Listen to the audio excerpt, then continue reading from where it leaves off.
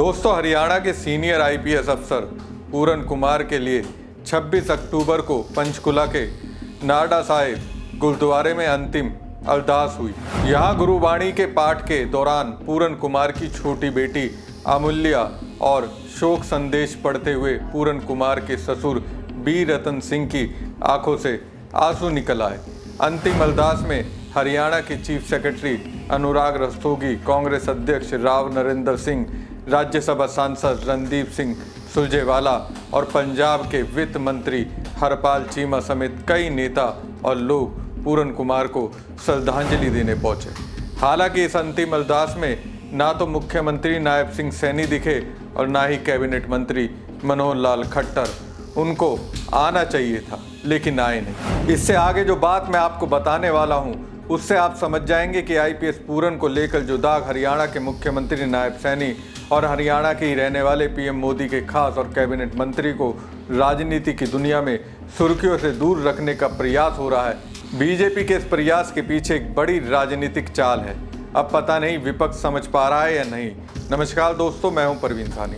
दोस्तों, 7 अक्टूबर को आईपीएस पूरन कुमार ने चंडीगढ़ के सेक्टर 11 में मौजूद अपने आवास पर खुद को गोली मारकर अपनी जान दे दी थी। उन्होंने 8 पेज का सुसाइड नोट और 1 पेज की वसीयत छोड़ी, जिसमें उन्होंने हरियाणा के डीजीपी शत्रुजीत कपूर और रोहतक के तत्कालीन एसपी नरेंद्र बिजराणिया समेत 15 मौजूदा और पूर्व अधिकारियों पर प्रताड़ित करने के आरोप लगाए थे।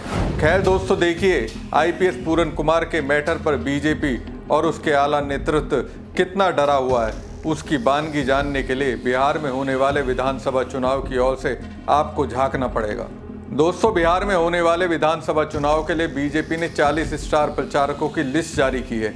अब पता है दोस्तों, उसमें मोदी शाह के अलावा अलग अलग राज्यों के नेता, 3 राज्यों के मुख्यमंत्री, जिसमें उत्तर प्रदेश के मुख्यमंत्री योगी आदित्यनाथ, मध्य प्रदेश के मुख्यमंत्री मोहन यादव, मध्य प्रदेश के ही रहने वाले बीजेपी के कद्दावर नेता पूर्व मुख्यमंत्री और कृषि मंत्री शिवराज सिंह चौहान, असम के मुख्यमंत्री हिमंता बिस्वा शर्मा दिखाई दिए। लेकिन बीजेपी के स्टार प्रचारकों की लिस्ट में हरियाणा के मुख्यमंत्री नायब सिंह सैनी नहीं दिखे। जबकि अभी 23 अक्टूबर को फरीदाबाद में एक रैली को संबोधित करते हुए जब हरियाणा के मुख्यमंत्री नायब सैनी ने कहा तो ऐसा लगा उन्हें भी बिहार में चुनाव प्रचार के लिए भेजा जाएगा। दरअसल दोस्तों, हरियाणा के फरीदाबाद में सीएम नायब सैनी 23 अक्टूबर को आए थे। यहाँ पर पवित्र जोड़ा साहिब यात्रा के पूर्ण आरंभ में शामिल हुए। ये यात्रा 23 अक्टूबर को दिल्ली से शुरू हुई थी और 1 नवंबर को तख्त श्री हरमिंदर पटना साहिब में संपन्न होगी। नायब सैनी ने बिहार चुनाव को लेकर बड़ा बयान दिया था। उनका कहना था कि हरियाणा में भी बीजेपी की जीत पर जलेबी बनी थी और बिहार की जनता भी अब जलेबी बनाएगी। कांग्रेस का जो इंडी गठबंधन है वो झूठ की राजनीति करता है। इसका नुकसान समाज को भी होता है और देश को भी होता है। जो लोग सत्ता में आने के बाद इतिहास रहा है कि केवल भ्रष्टाचार को ही तवज्जो देते हैं, तो फिर विकास की बात कहाँ रह गई। लेकिन दोस्तों, जिस तरह से बीजेपी के 40 स्टार प्रचारकों की लिस्ट से हरियाणा के मुख्यमंत्री नायब सैनी को गायब कर दिया गया है, उससे तो लगता है बीजेपी के आला नेतृत्व, जिसमें मोदी, शाह और जेपी नड्डा जैसे रणनीतिकार हैं, उनका विश्वास अब हरियाणा के मुख्यमंत्री नायब सैनी पर नहीं रहा। हालांकि वो कह रहे हैं कि वो भी बिहारी हैं। अभी मैं उनकी एक बाइट सुन रहा था जिसमें वो लोगों को संबोधित करते हुए बोल रहे थे कि मैं भी बिहारी हूँ। अब मुझे समझ में नहीं आया कैसे कह रहे हैं, क्या नहीं कहना चाह रहे थे। चलिए खबर पे आगे बढ़ते हैं, क्योंकि आईपीएस पूरन कुमार के मामले में एक तरह से नायब सैनी आत्मसमर्पण कर दिए थे। और ये मैं नहीं कह रहा, ये खुद अपने शब्दों के जरिए सीएम सैनी ने अपनी लाचारी बताई थी। सैनी ने कहा था कि वो एक ऐसे सीएम है जो एक चपरासी तक को भी सस्पेंड नहीं कर सकता। इस तरह से दोस्तों, हरियाणा के सुपर सीएम और कैबिनेट मंत्री मनोहर लाल खट्टर को भी बिहार विधानसभा चुनाव के रणक्षेत्र से दूर रखा गया है।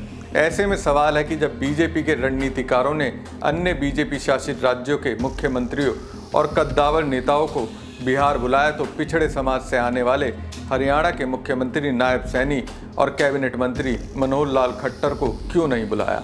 आजकल देखेंगे दोस्तों, हरियाणा के ये 2 कद्दावर नेता समारोह से बच रहे हैं। अगर इनमें इतनी हिम्मत होती तो ये आईपीएस पूरन कुमार के अंतिम अरदास में शामिल होते, जबकि विपक्षी नेता तो शामिल हुए लेकिन ये आए नहीं।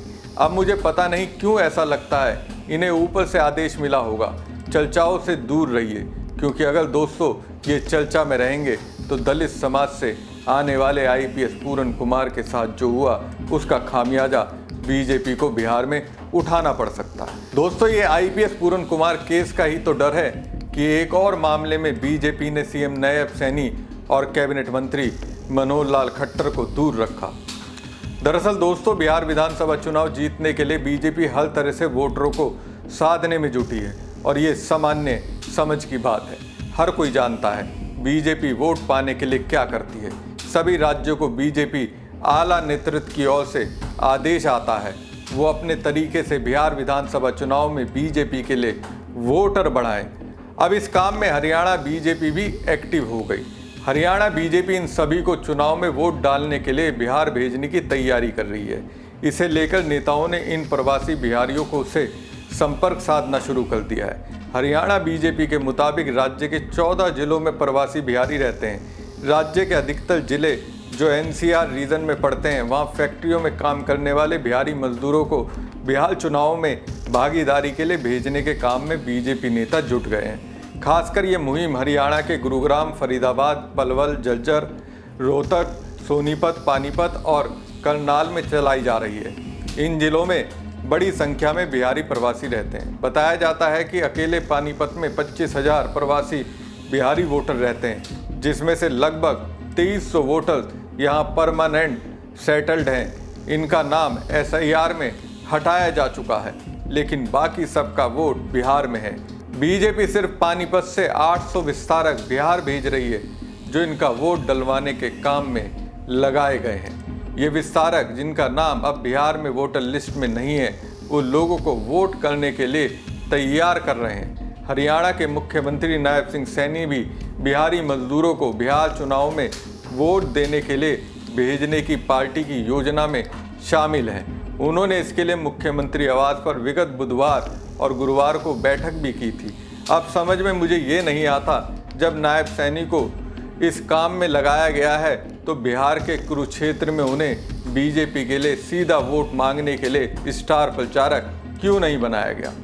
दोस्तों, हरियाणा बीजेपी का कहना है कि लगभग 2.5 से 3 लाख वोटर हरियाणा के इस क्षेत्र में रहते हैं, जिसमें से 1 लाख से अधिक वोटरों के साथ स्थानीय बीजेपी नेताओं का लगातार संपर्क बना हुआ है। हरियाणा बीजेपी के नेता प्रवासी बिहारी वोटरों के संबंधित फैक्ट्रियों के मालिकों से संपर्क कर पेड छुट्टी देने का आग्रह कर छुट्टी दिलवाने का काम भी कर रहे हैं। वैसे देखा जाए तो बीजेपी को घूस देने की आदत अपने सबसे बड़े चेहरे प्रधानमंत्री नरेंद्र मोदी से मिली है। याद कीजिए, चुनाव से 1 महीने पहले मोदी नीतीश की ओर से बिहार की 25 लाख महिलाओं को 10,000 रुपये उनके अकाउंट में ट्रांसफ़र किए गए। अब देखिए, भारत की सबसे बड़ी पार्टी बीजेपी और जिसे सबसे ज़्यादा चंदा मिलता है, उन्होंने अपने चंदे में मिली रकम का इस्तेमाल उन वोटरों को बिहार भेजने के लिए लगाया है। अब सोचिए, जिनका नहीं भी जाने का मन है, धन बल के जरिए सीधे तौर पर उनका ब्रेन वॉश किया जा रहा है। दोस्तों, बीजेपी का कहना है कि सभी प्रवासी वोटरों को बिहार भेजने के लिए विशेष सुविधाओं का ख्याल रखा जाएगा। इसके लिए विशेष ट्रेन और बसें चलवाई जाएंगी। इसके बाद फिर वापसी के लिए भी ट्रेन और बसों की सुविधा दी जाएगी। अगले 1 या 2 नवंबर से हरियाणा से बसें और विशेष ट्रेनों को चलाया जाएगा। इसे लेकर तैयारियां की जा रही हैं। अब इस प्यार को क्या नाम दीजिएगा दोस्तों? बिहार चुनाव को ध्यान में रखते हुए हरियाणा बीजेपी के 54 कद्दावर नेताओं और मंत्रियों को पहले से ही ड्यूटी पर तैनात किया जा चुका है। इसमें से केंद्रीय मंत्री कृष्णपाल गुर्जर, हरियाणा सरकार के मंत्री विपुल गोयल, राव नरवीर सिंह, गौरव गौतम, स्थानीय नेता कृष्ण कुमार बेदी, राजेश नागर और ओम प्रकाश यादव जैसे 25 नेता इस काम के लिए बिहार में ड्यूटी पर हैं। लेकिन इन नामों में मोदी के खाद पूर्व मुख्यमंत्री, कैबिनेट मंत्री और हरियाणा के सुपर सीएम मनोहर लाल खट्टर का नाम नहीं है। तो क्या माना जाए, मोदी जी आईपीएस पूरन कुमार के मैटर में अपने प्रिय खट्टर से नाराज हैं? और अगर ऐसा है तो क्या आने वाले दिनों में उनका पत्ता कटेगा? हमारी खबर आपको कैसी लगी कमेंट बॉक्स में कमेंट करके जरूर बताएं। साथ ही पेज को ज़्यादा से ज़्यादा लाइक और शेयर कीजिएगा। धन्यवाद।